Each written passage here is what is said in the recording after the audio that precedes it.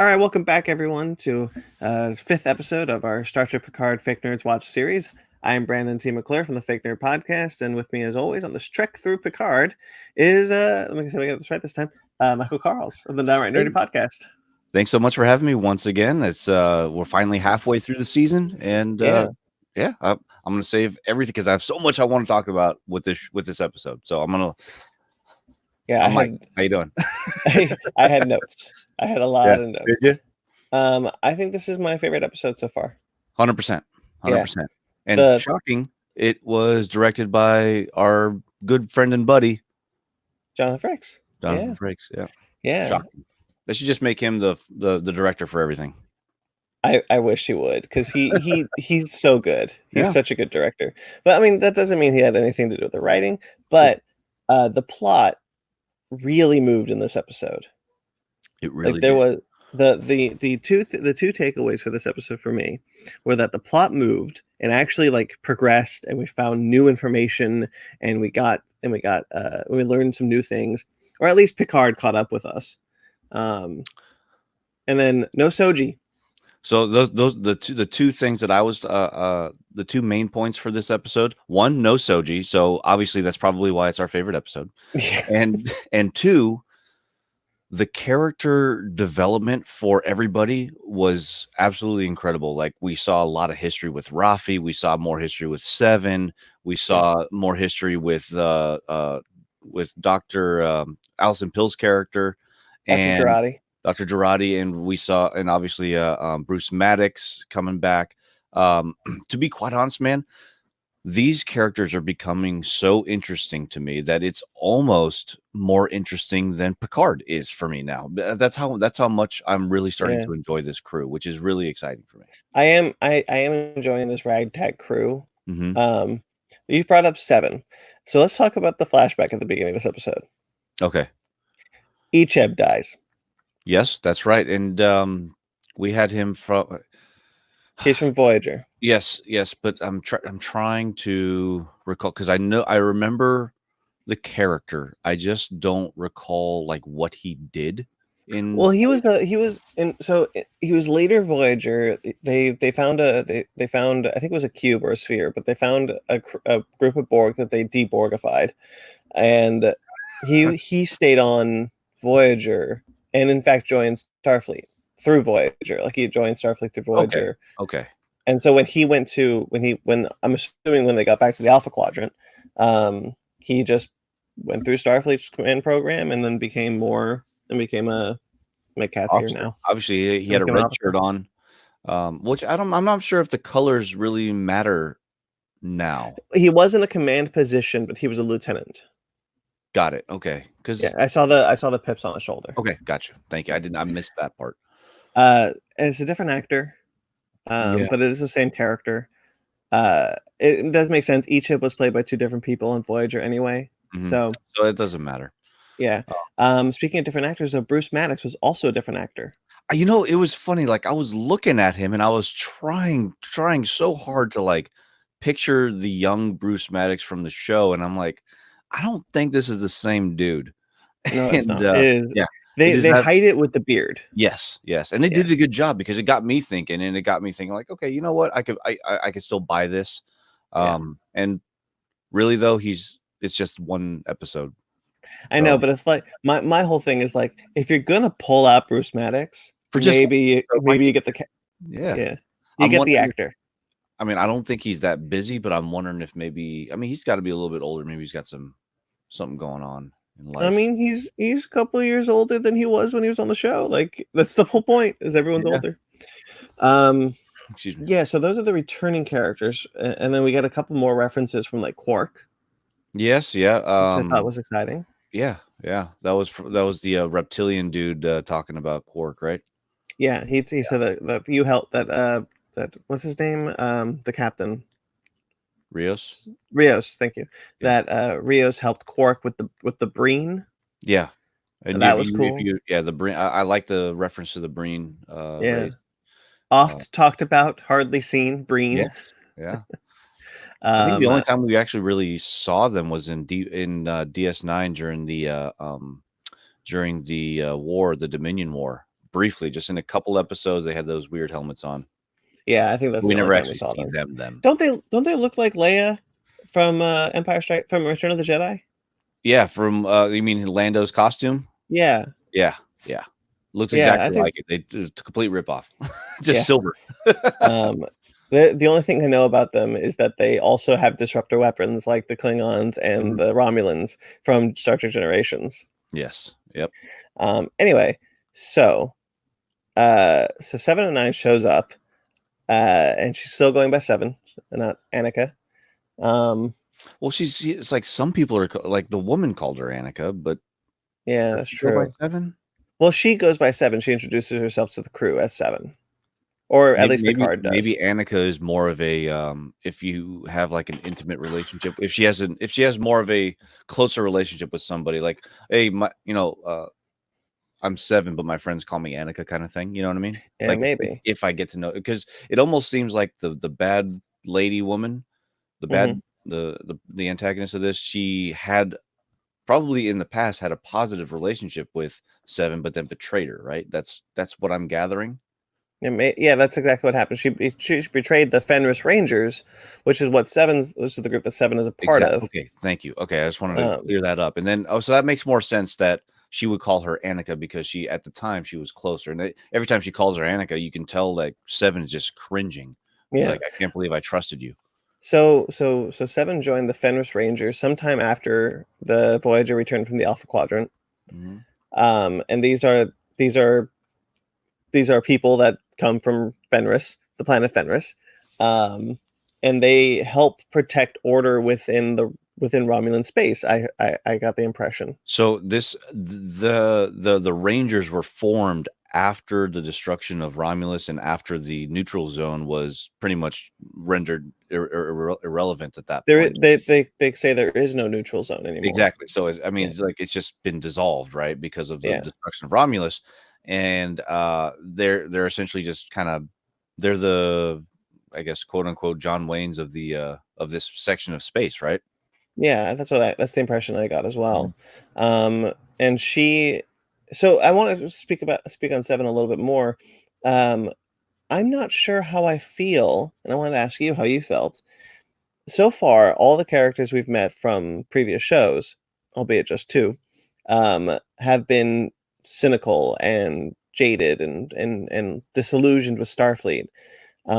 Is this a trend that we're going to see? And if so, how do we feel about this? I think it is going to be a trend. Oh, yes, I think it is. I think we're going to be seeing that, because I think one of the main points I think this show is trying to kind of allude to, I think, we talk about the how Star Trek tries to infuse real world into its shows. I wouldn't be surprised if this is somehow kind of correlated to what's going on right now in the real world now. Like, I'm sure it is. You know what I'm talking about? Yeah. Whether, like, what I feel about it, at this point, because the characters are so engaging, it doesn't affect the way I feel about the show. I don't mind it at this point, but if it continues, if we don't see like some kind of payoff where, like at the very end, Starfleet becomes the Starfleet that we know and love, or at least some kind of version of it, like an updated version of it, then I think if that happens, then I feel like I'd be okay with this, because I think like throughout Star Trek, at least through this, and I think even to some degree Enterprise, Starfleet was a character in and of itself. It was evolving, right? So I wouldn't mind seeing that continue in hopefully into what we all knew and loved from TNG and TOS, right? Where like, hey, that was like the pinnacle. Like, is this like maybe TOS and TNG was like the pinnacle of this civilization, and now it's all like all civilizations rise and fall. Could this be the fall of Starfleet with all the things that are going on internally? Maybe. I think if you're telling the story of the fall of Starfleet, you might want to go a little bit bigger than just Picard. Yeah, but Bruce Maddox lightweight alludes to it a little bit, right? When he says, "Well, like, there's definitely we know as an audience, because we know that what's it, Commander Oh, Commander O. Commander O, obviously she's bad guy, right? So Yeah. it's like, She's all right, so we 100% know bad that guy. there's something in Starfleet going on. There's a larger conspiracy at play, which I found interesting that Rafi's almost disillusioned her children, her son, and her former husband, because she was so obsessed with trying to figure out what this conspiracy was. Yeah. I did enjoy seeing Rafi. I felt that was, as much as I really enjoyed Rafi the first 4 episodes, or the first few, like the last, however many episodes she's been in, man, she got to me in this episode. That was good. That was incredible acting by what's her face. I don't know her. I can't recall her name, but my gosh, was it incredibly moving. This is the one where Rafi really clicked for me. But real quickly, I wanted to go back to the cynicism of our favorite character. I know I talk too much, man. Sorry, you just stop me. Fine. I don't know how I feel about it now because we've only seen 2 characters so far. But if it continues, like I want to know that some of our favorite characters are still in Starfleet. I want to know if Janeway is still an admiral, or if she has been promoted to Commodore, or I want to know if basically you want to know if our characters of old are still our characters of old, or have they changed into this? Well, I want to know if it's a good split, if there are still people within Starfleet, if there are still people that we know still in Starfleet trying to do good, being Starfleet and doing, boldly going, or blah blah blah, and are there people disillusioned with Starfleet? I want to know if there's a split, or if every single cast member we met along the way, did they all just be like, not solidarity, brother? They just threw away their comm badge. Like, is O'Brien still on DS9? Where's Bashir? Where's Esri? Where's the crew from the Voyager? Are they all still in Starfleet, or are they all just like, no, we're good? Yeah, that'd be interesting to see. Yeah, I don't know. It will be interesting. And I don't think the show will have those answers. At least not yet. Not in this season, I don't think. No. I think this season is all about crew building and getting Picard to unite with Soji. Yeah, but I would like more references to where our crews are in this time period. More so than we've gotten, and I think probably we'll get that when we finally meet Riker. The more and more I'm thinking about this, I'm almost convinced that we're not going to see Riker and Troy until the very last episode. The way that they're dragging this out, man. I think it's later in the series. I think it's definitely later in the series. I wouldn't even be surprised if they don't technically don't even meet in person. If it's everything's just a big hologram, instead of a telephone, you just go into the replicator, into the holodeck, and it's that's your phone call. And then the other person is in there too, and you just get, I don't know, you know what I mean? I'd hate that. Yeah, so would I. But I wouldn't at this point. I'm wondering, all right, well, I don't think that going into going to Free Cloud or going into trying to find the Romulan Borg cube is anywhere near Risa or not Risa, but Beta Z. I don't know. Well, but they could theoretically just warp there. True. So Bruce Maddox finally catches Picard up to where the audience is. That there is a conspiracy in Starfleet, that he sent these two humanoid androids to figure out why and what. And they have what I really liked is that they have a mother AI. So their mom isn't real. They just have an AI that can activate them. I like that. And then Bruce says that he sent Soji to the artifact, and Picard knows what the artifact is. It's the Borg cube. So I'm really happy that finally Picard is like, okay, now we have a destination. We know where to go. Yeah. But so your girl, man, she treacherous. Did we call it?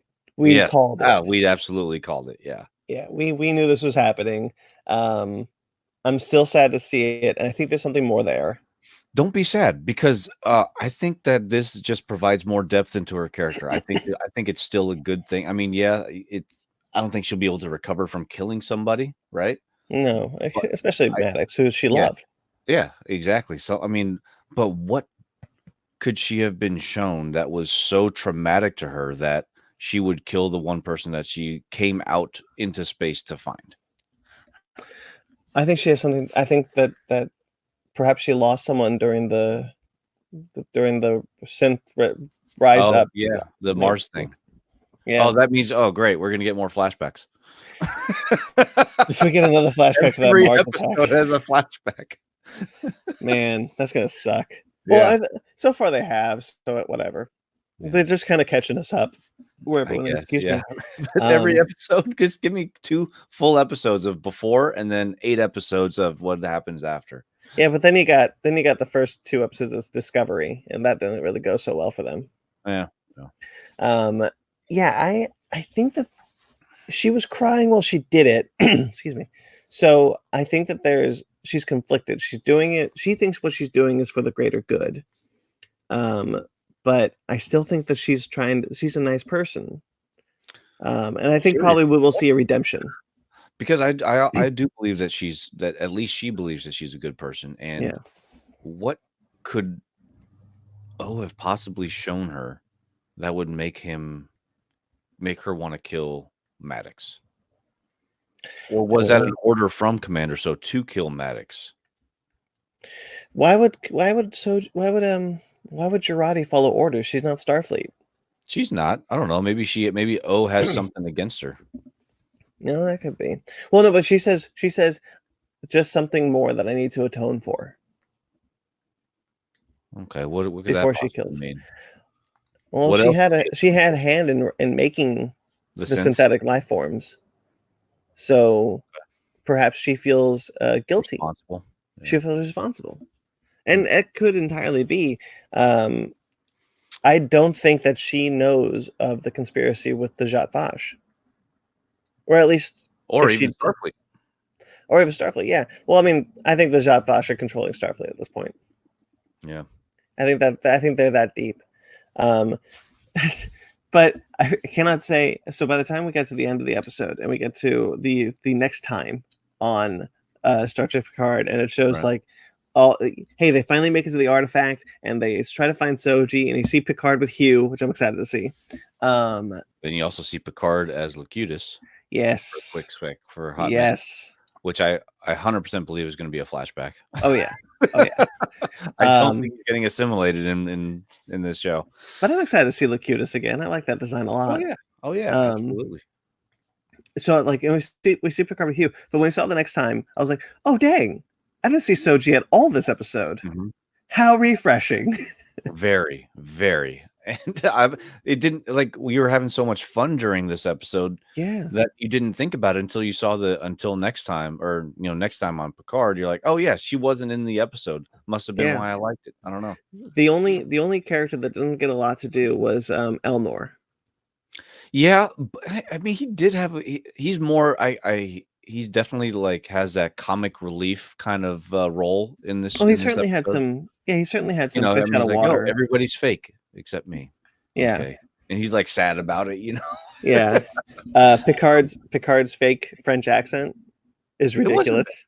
It wasn't bad. I mean, in the sense that it was entertaining, Yeah, but you think someone who came from France would have a better accent?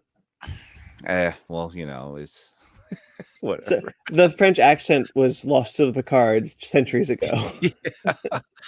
Yeah, that was ridiculous. But that was a lot of fun to see them do like this kind of colorful. You can definitely tell that was a lot of Jonathan Frakes in that, because in the TNG shows, every time they'd go down to a non-Federation colony or something where they can't violate the Prime Directive, they're always dressing up kind of funny, and then they always dress up funny on holodeck. So it shouldn't be anything that he's not accustomed to. It's just he gets to have a little fun. Yeah, exactly. Yeah, I thoroughly enjoyed their kind of like, it's not a heist, but they're trying to like they're trying to trade Seven for Bruce. Yeah. It's a heist. It's a trickery heist. Yeah.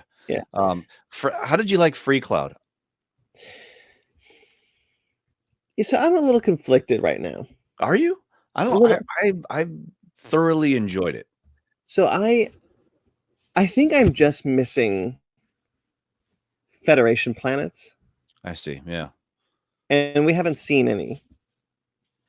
So we've only seen like this backwatered Romulan place or this like Mos Eisley-esque, Blade Runner-esque gambling planet that we would never have seen in the originals in any of the Star Trek shows prior to this. Excuse me, I'm talking.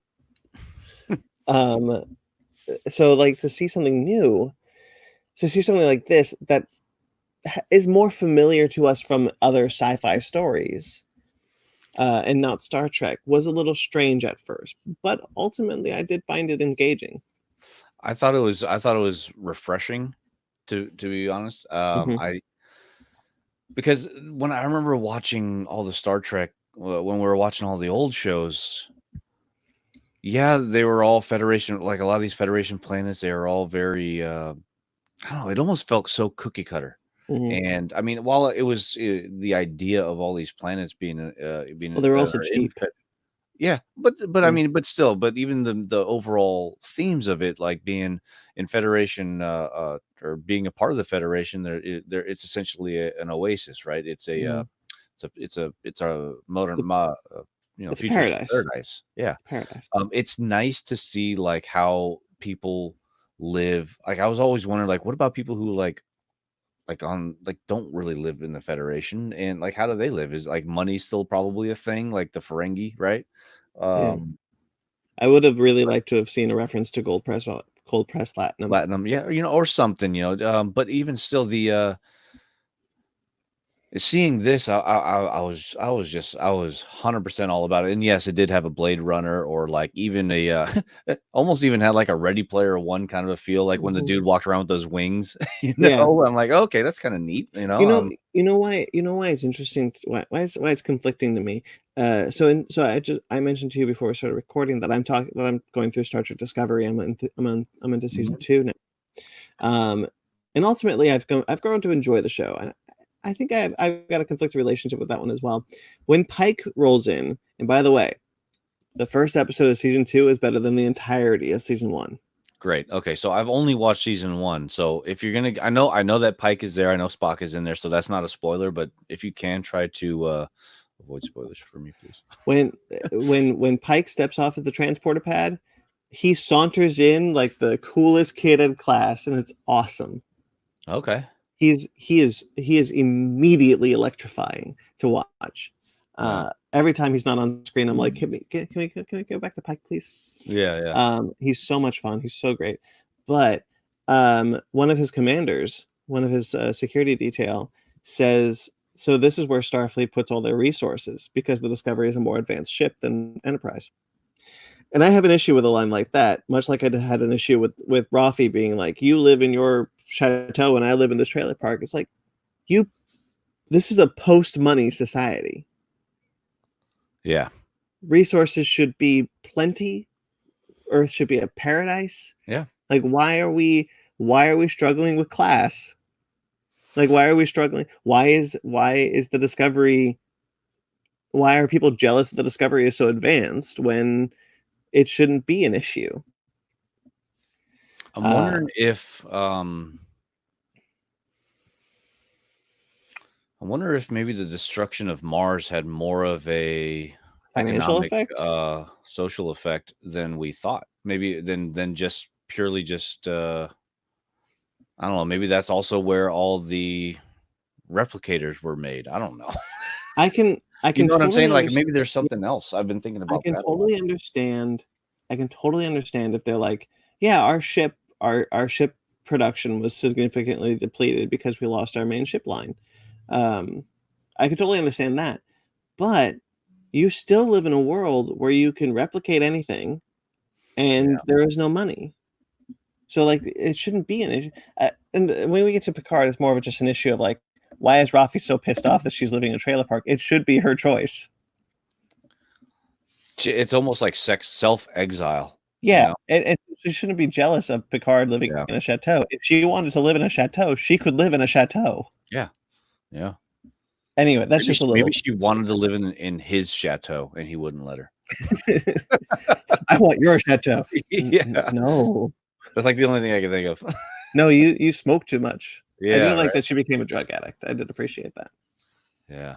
Because we do see a little bit in some of the next gen shows that there are drugs in the galaxy that can be Well, I mean, harmful. the whole Dominion War. I mean, those warriors were Ketrasil White. I still remember White. Yeah, thank you. for all Yeah. these years.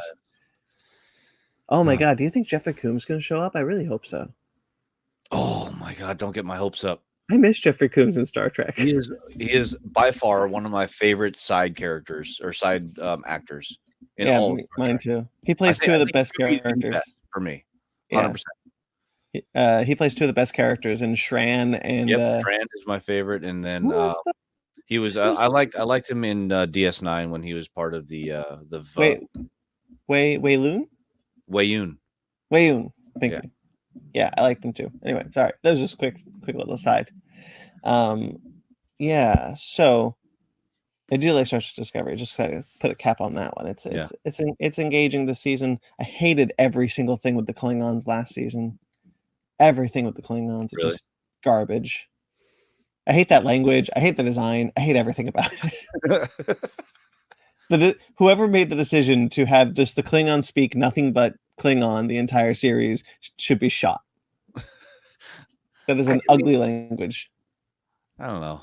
I have it. So you know what? It works when it's just like, hey, Worf's going to say something insulting, so he says it in Klingon, or he's being tough, so he says something in Klingon. Or if he's having like a side conversation he doesn't want anybody else to kind of understand, you know? Yeah, but to have entire scenes of just people in heavy prosthetic work, where they can't even talk anyway, going, I'm just like, can we shut up? I hate this. Somebody turn on the universal translator, please. Yeah, it was rough. Anyway, sorry.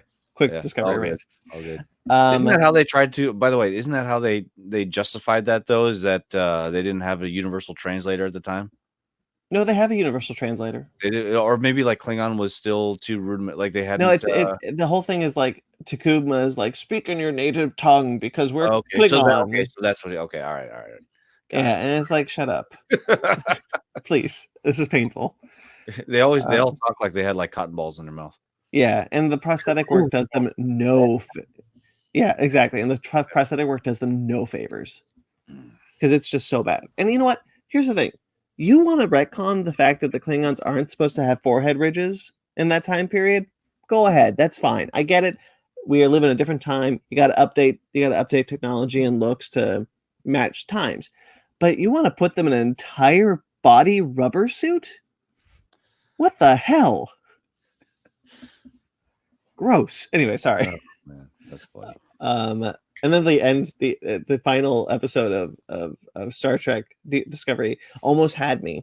It almost had me. Season 2 or season 1? Season 1. It almost had me. It's got a really good it's got a really good resolve to Klingon War. It feels very Star Trek. Feels very Starfleet. And then, like, Michael Burnham is in Starfleet headquarters with her friends getting accommodations, and she's giving "That is Starfleet" speech, and it's the grossest thing I've ever heard. It's so bad, so corny. And then they had the balls to intercut the speech with the Admiral Cromwell, I think is her name, and she's like, "Do we give the Medal of Honor to Saru for his bravery?" And Michael Burnham is still talking her speech, so they cut it so that, and then Michael Burnham goes, "That is Starfleet," and like she says that every single time they do combination. I'm like, girl, you need to stop. You need to stop talking. Anyway, I'm sorry. That's it. I'm done. All good, man. So 7 of 9. I want to talk about 7 of 9 leaving Picard. She will be back later this season. She will. Yeah, she is contracted to come back later this season. When she leaves, they play the Star Trek Voyager theme. Oh yeah, that got me good. That got me real good. Right. Transporter. Yeah. Yeah. When I heard that theme, I was like, "Oh, Voyager." Yeah, and then she just goes. She goes ape crap with those plasma rifles. It's good. They call them phaser rifles, but rifles, what I say. They act more like plasma rifles. I agree with that. I don't like modern sci-fi weaponry that's just like blasting pulses of in weapons. I understand it looks more energetic, more exciting, but I miss the singular beam of a phaser. Yeah. Um, Either or. yeah, She goes and murks a bunch of people, and obviously she'll probably survive because she's 7 of 9. she's still a badass. Yep, she is. She absolutely is. Yeah, apparently she had a hard time finding her voice because they write Seven a little differently than they did in Voyager. Because in Voyager, she acts more like a Vulcan than she does a human, Yeah. and now it looks like she's really coming to her own as more human. Still trying to find it. I mean, there are Yeah, definitely hints of her still being that character from especially Voyager. when she says, "I'm functional." Yeah, I like yeah. that. But even still, even like other things that she said, like her mannerisms, things like that. Like even when she like kind of like when she's perplexed about a question, she'll kind Yeah, of does a little head tilt. You yeah. know? The Jerry Ryan head tilt. Yeah, I was just really happy to see Jerry Ryan back in that role. I do really like 709. She was a really engaging part of that series. Yeah. Um, I saw uh, some people online. They're like, "Hey, I love 7 of 9, but kind of missed that silver leotard." I'm like, "Yeah, okay, well, I don't. stop." No, That was actually, the leather jacket, man, that she had in this, love that thing. I just love that look, that rugged. What yeah, reminded me of? It reminded me of Linda Hamilton in Terminator. yeah, Just yeah, that yeah. badass, look. So her piece, her board piece doesn't look as nice as it used to. It looks a And little plastic. the handpiece too, looked different than before. Well, Was I it just think they just tried to replicate it so well that the material that they used back then is plastic. yeah, It's a little rubbery. So like I think because they use this, and it might have used the same material, or it might even be the same props. It doesn't look as nice as it does in a modern Trek show where they're trying to have more kind of a cinematic quality to it. got it. I think that might be why it looks a little weird or it looks a little different. I do appreciate the sticking to the canon though, Yeah. because she wouldn't have gotten rid of them. No. I don't think I think they even talked about it in Voyager. Like she can't get rid of them because it Yeah, would. she They're can't like, fully get rid of the Borg parts. yeah. And that's why everyone's so shocked that she has so many of them. Yeah. Moving on to what we think about what is going to happen in episode 6. Yeah. I mean, I think that we're going to. Do you think we're going to see Picard on the Borg cube in the next episode, or I think it's going to be until 7 or 8 or not, maybe even 8 or 9. I think we're seeing it in the next episode. Oh, you do? Okay. Yeah. I think that's or do you think that next episode will be all Soji since we didn't get any Soji and no Picard? I didn't think about that. That does not make me happy. That does not make me happy. Oh boy. I hope not. I really hope not. I can't stand that girl. It's actually written and directed, screenplay and all, by Kurtzman himself. That's just my nightmare. This is my worst nightmare. I'm kidding. No, I know, but like, God. Yeah, no. Anyway, I yeah, see that happening. I can see it happening, but we do see Picard on that cube. Yeah. And I think he's going to interact with Hugh. I really hope he does because I think that'd be really cool. I think it definitely will happen. I mean, there's too much history between them to not have that happen. Yeah, I like the idea that Picard. Well, okay, I want to rephrase this. I want to ask you, how do you feel about the fact that Picard doesn't feel entirely human still? Now, more than 30 years after his assimilation. Well, we saw that in First Contact. We knew that. He never spoke it, but we knew that he wasn't fully recovered. Right, but now, even in 2399, the dude's 90 years old. I mean, to have an experience, that he experienced with being assimilated and killing like tens of thousands of his fellow Starfleet officers. I mean, I don't know how you fully come back from that at all. We didn't see a lot of it other than that one episode right after that, right? Yeah.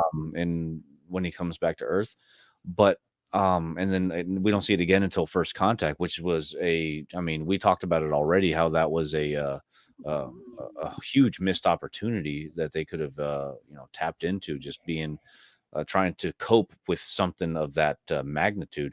But I mean, I only have to assume that that a reason why we didn't see it is because the Starfleet captain has to, exude confidence throughout, being, while being in that position. So Yeah, he I probably think just they're. buried it. And I mean, dude, when you bury something so long, eventually you run out of dirt and it starts to come back up. I think that I think it's. we saw that in first contact. Sorry. Yeah, I think it's coming. I think it's coming to the point where people are trying to make the Borg assimilation a more traumatic experience than it is than it was initially intended to be. Mhm. I think that just comes from a missed opportunity of the original series of the Next Generation. Oh, that's what I meant. Yeah. Yeah, by the time that Voyager rolled around, I think they tried to deal with it a little bit more, but they weren't really that interested with it. It's like once you're not a Borg anymore, you're fine, right? But I mean, they did deal with that with Jerry Ryan's character Seven in Voyager when she got reassembled, when she got or saved. But I mean, granted, she was a Borg since she was a kid, so it was Yeah. different for her. That wasn't so much of I was a Borg and I killed a ton of people. But there were some or I instances was where she never. did have that feeling. true. I mean, there are some, but I mean, but even if it's just some rather than none, it's still enough that they were trying to implant those little, like, okay, it's still traumatic even for people who have been aboard their entire life. Yeah, that's true. Yeah, I think it's like I said on our episode when we did First Contact. It's very fertile ground to deal with Picard and his experience with Locutus. It's not as well trodden as it should be. Mm-hmm. Because the Next Gen didn't deal with it after the episode Family. Yeah. So it is unfortunate that it's taken so long for writers to kind of tap into what Picard's experience as a Borg could have done to him. Yeah. But I'm interested to see how Locutus plays into the next episode. I think it's just flashbacks. I think once he gets know, on but the cube, I think he's just gonna look at it and he's just gonna be like, we're gonna see that. Ooh, could it be like, yeah?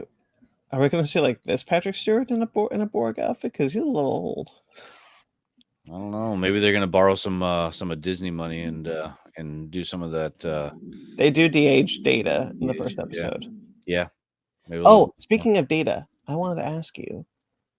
Someone brought this up on a website, and I don't think they're smart enough to think about this. But what if it wasn't Data that Bruce made Soji and Daj out of? What if it was Lore?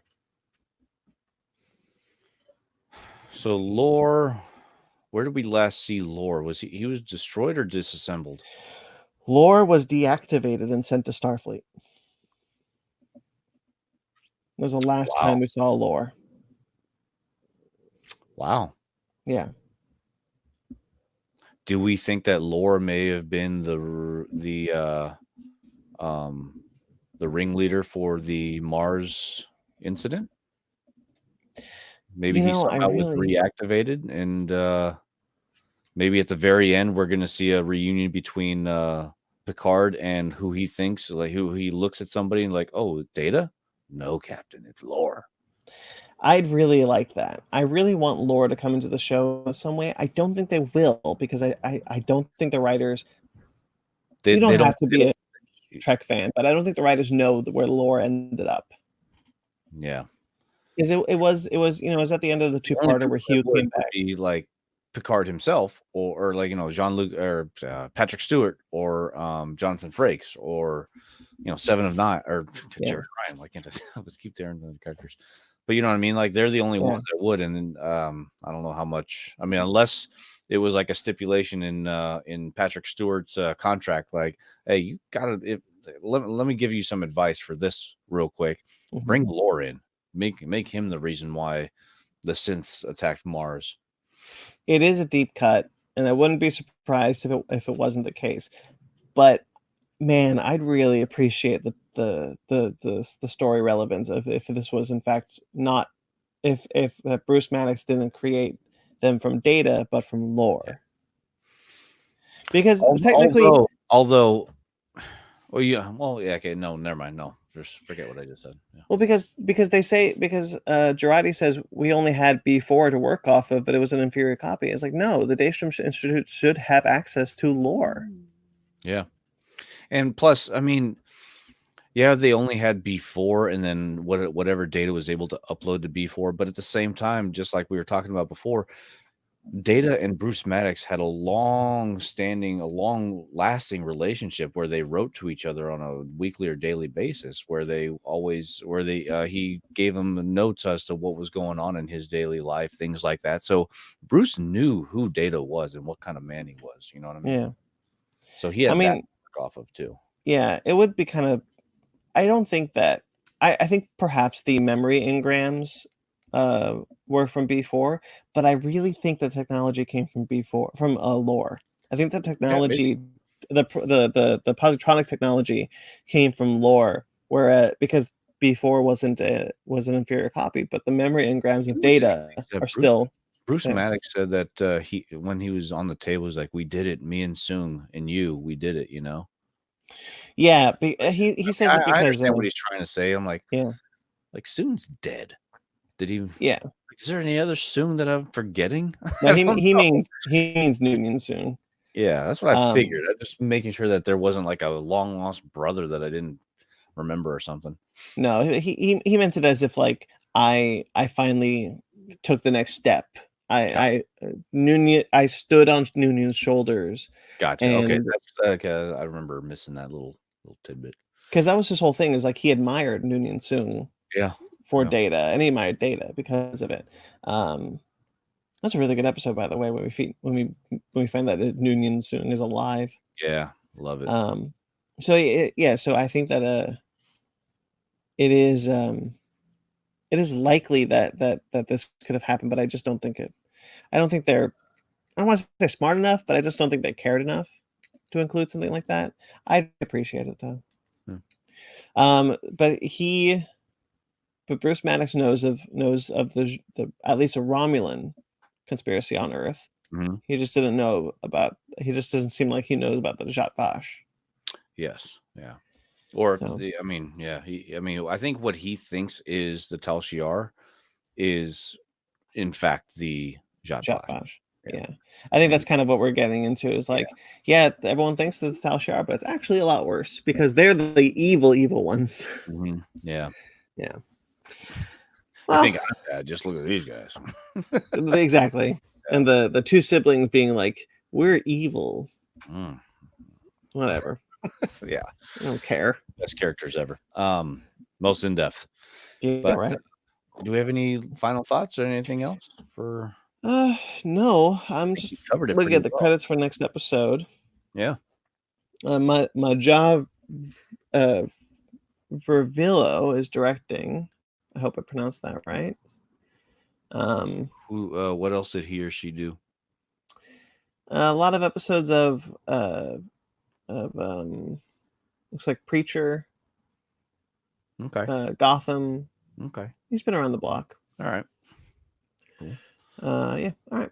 That'll I think that'll do it. A lot of meat on this episode. Give us a good meaty episode. It was really, really fun. I think this set a new bar for the entire season.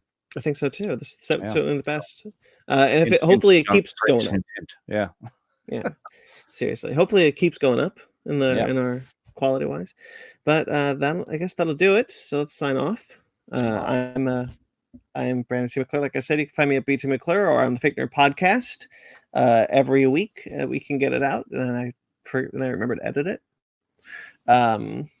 This is we're a little behind, but we will have just recorded our Lock and Key compare episode.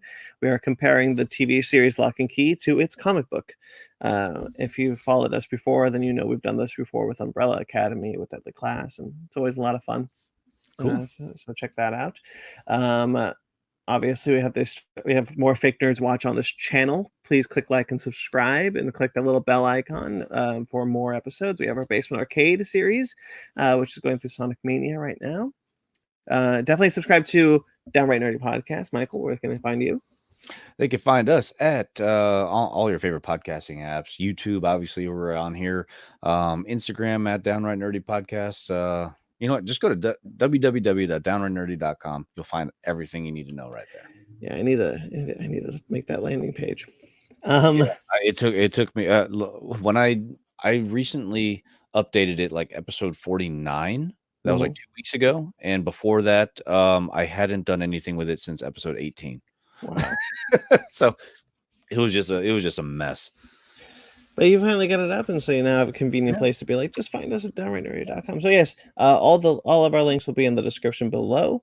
Actually, real quick, if you don't mind, I also just dropped me and my assistant to the host, Riley. We just did a big giveaway video. It's only 15 minutes long, so go check it out. Just check out. I think it's mini milestone giveaway on our YouTube page to find out how to enter. We're giving away a whole ton of stuff. It'll be fun. Mini milestone. Getting to 50 episodes is not a mini milestone.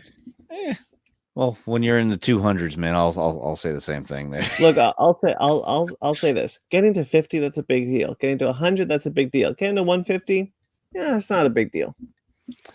Still feel it.